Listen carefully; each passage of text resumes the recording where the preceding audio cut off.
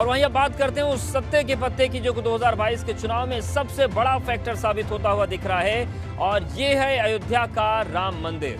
अयोध्या में राम मंदिर बनने का रास्ता साफ होने के बाद से इसके विकास के लिए बड़े काम हो रहे हैं, और ऐसे में इनका बड़ा फैक्टर जो है, इसका फायदा भाजपा की झोली में जाता हुआ नजर आ रहा है। हालांकि दूसरे दल दूसरे मुद्दों के साथ जरूर भाजपा को घेरने की कोशिश करते दिखाई दे रहे हैं, लेकिन राम मंदिर का माइलेज भाजपा को ही मिलता हुआ नजर आ रहा है। एक बार फिर जरूर करते हैं अवध क्षेत्र के जानकार और वरिष्ठ पत्रकार विजय उपाध्याय जी का।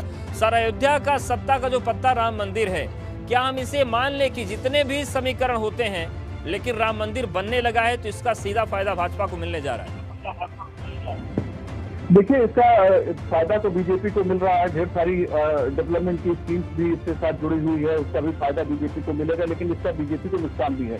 खासतौर पर भूमि अधिग्रहण को लेकर वहाँ चाहे एयरपोर्ट का मसला हो या शहर में जो दुकानें हटाने का मसला हो, जहाँ सड़कें चौड़ी हो रही हैं, या फिर जो जमीनें गांव के इलाके में एक्वायर की गई हैं, वहाँ पे इसकी वजह से लोगों में थोड़ी नाराजगी है। लेकिन इंटायर अयोध्या का डेवलपमेंट होगा, ये लोग मान रहे हैं। लेकिन जमीनें जिस तरह से ली जाने की जो प्रक्रिया, उसमें ढेर सारे विरोध के स्वर भी उठे हैं। एक और वहाँ पे इम्पोर्टेंट फैक्टर ये भी है, बीच में ये भी चर्चा चली कि खुद स्वयं उत्तर प्रदेश के मुख्यमंत्री योगी आदित्यनाथ भी संभवतः बीजेपी के वहाँ प्रत्याशी हो सकते हैं। इस बात की बनी छिपी चर्चा अभी भी अयोध्या में चल रही है। तो अगर ऐसा कुछ होता है तो पवन पांडे जी के सामने बहुत मजबूत चुनौती होगी।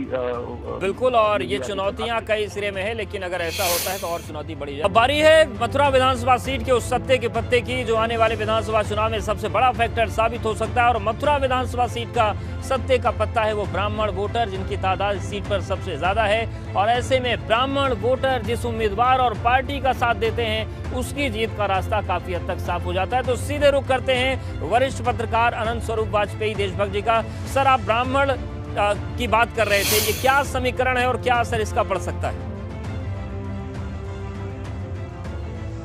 देखिए, ऐसा है कि ब्राह्मण वोटर जो है वो हमेशा धार्मिकता से जुड़ा हुआ है, और जिस प्रकार से योगी जी ने तीर्थ स्थल यहाँ पे घोषित किया, उस हिसाब से एक तो ये फैक्टर उसमें लाएगा। दूसरा है राम जन्मभूमि का जो फैक्टर है, उसने हमेशा मथुरा को प्रभावित किया, तो इसलिए। और तीसरी जो बात आती है वो मोदी फैक्टर है। तो ये तीनों फैक्टर ऐसे हैं जो कि बीजेपी के फेवर में जा सकते हैं। ये ठीक है कि ऐसा लगता है कि प्रियंका का कुछ असर या हो रहा, या महंगाई या किसानों का आंदोलन या लखीमपुर कांड पर, ये उसके सामने इले नहीं टिक पाएंगे। बिल्कुल, वो टिक नहीं पाएंगे। मतलब राम कृष्ण और मोदी फैक्टर इतना हावी है कि और मुद्दे आपको लगता है कि वो बहुत ज्यादा असर नहीं दिखाएंगे। बहुत धन्यवाद आपका हमारे साथ जुड़ने के